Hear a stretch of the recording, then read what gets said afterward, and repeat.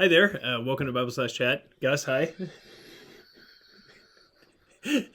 There's just zero intro. We were supposed to be talking, and then I just started the video because, one of the best things to do is catch a person off guard. How you doing? Really? Come on! Great. Good. Glad to hear it. Pain is just weakness leaving the body, Gus. Speaking of doing great. That's the worst segue I've ever heard. There's a character in the Bible, Satan, Yes, yeah. which is bad, right? He's bad. Just like sin is bad. Yeah. You're very deep theological conclusions from the cooking class. It's fantastic. So there is a question as to the book of Ezekiel and how Satan fell, right?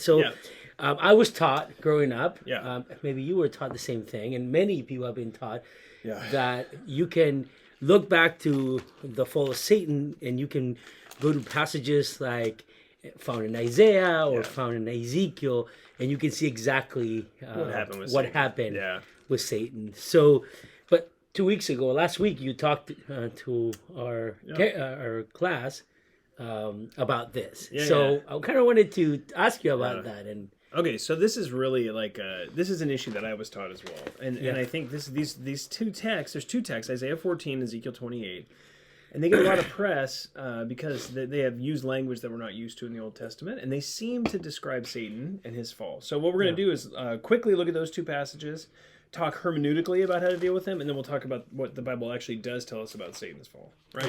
Okay. So the two texts that get used are Isaiah 14 and Ezekiel 28. So we'll start with the Ezekiel 28 text. The reason why people believe this is Satan is because there's some language used here that's very odd. It says in verse 13 of Ezekiel 28, you were in Eden, the garden of God. In verse 14, it says you were the anointed cherub. And so you have language that's used that sounds verse 15, angelic. You were blameless. Yeah, and the time that you were in created, your ways. From the day that you were created until unrighteousness was found in you, not born but created. Yeah. So again, language that sounds angelic, language that sounds high and exalted, and then this person falls. Now, so we want to just start by saying there's a lot of confusing language in this passage, and we're not going to be able to answer all the questions. But in a very simple summary, hermeneutically, there's always a danger when we come to texts that have language that's unfamiliar to us. And one of those dangers is to read into it something that the author didn't ever put in there. And the reason where we want to be careful in this text particularly is because Ezekiel tells us who he's talking about in verse 12. In verse 12 he says, "Son of man, take up a lamentation over the king of Tyre and say to him, thus says the Lord God." So Ezekiel is being told precisely who God is talking about and being told to tell the king of Tyre this. Now again, this is an exilic book. Within a couple hundred years, the Tyre does fall to Alexander the Great. And so we have this lamentation over the king of Tyre and judgment that's coming upon that city. Now, again, is there confusing language? Yes. The two phrases that are very complex are verse 13 at the beginning, you were in Eden, the garden of God. We won't take the time to look at this, but that phrase is used in Ezekiel 31 to describe Assyria. Eden, the garden of God, is used to describe Assyria metaphorically. So again, we don't have a problem seeing this as a metaphorical thing.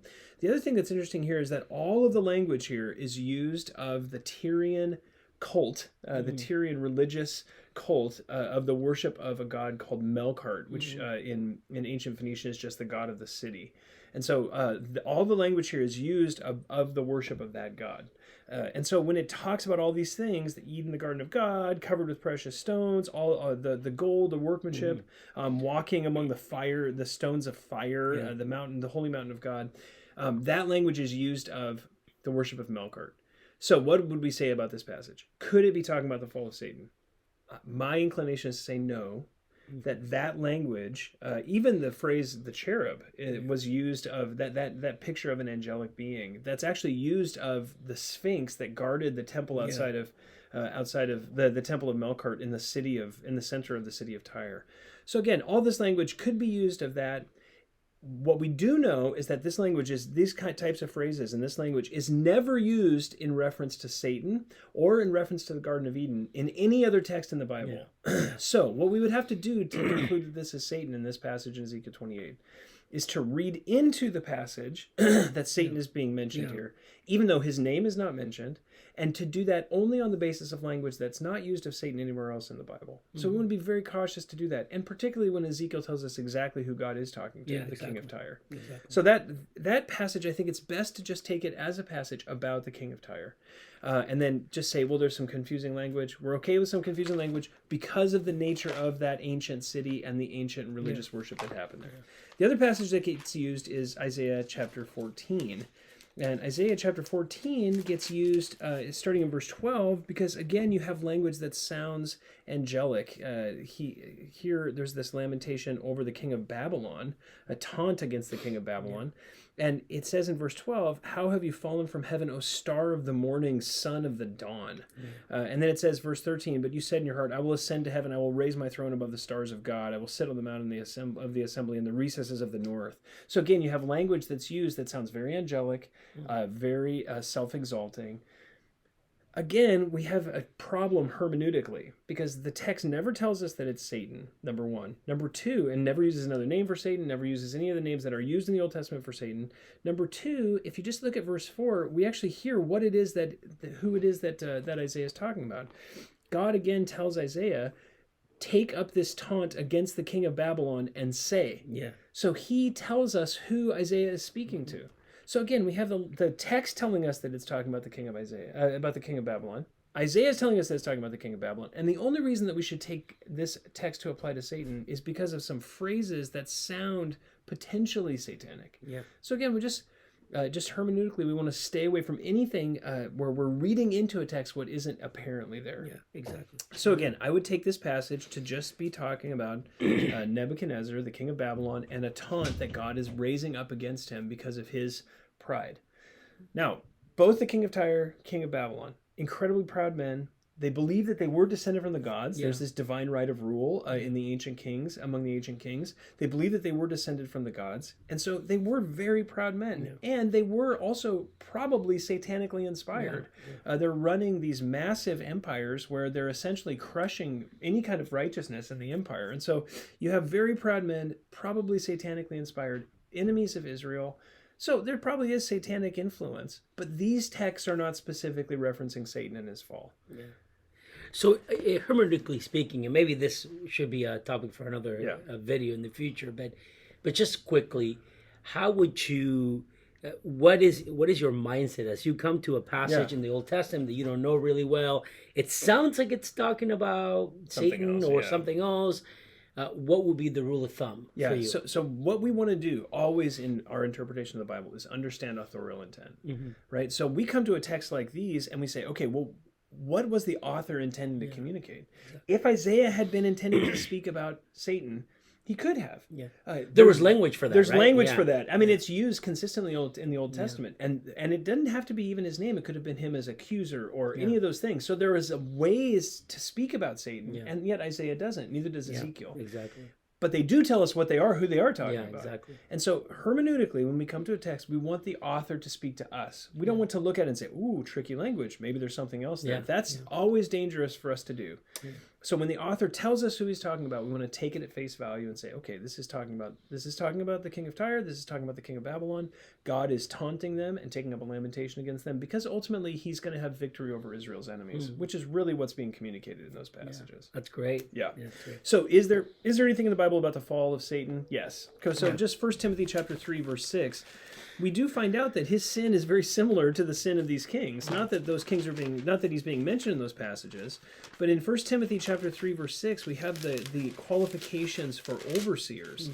And in this passage, it says that an overseer, an elder, should not be a new convert, so that he will not be conceited, will not become conceited, be filled with pride, and fall into the condemnation incurred by the devil.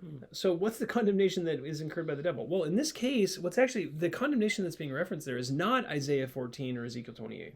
it's the condemnation of Genesis chapter 3, where God condemns the serpent and says that he's going to eat dust all the days of his life and that he would be made low, right? So the condemnation is that God is condemning Satan, not that there are texts that talk about his pride, but that God is condemning him in Genesis chapter 3. And the language actually is parallel in this verse as it is with the Old Testament in Genesis chapter 3.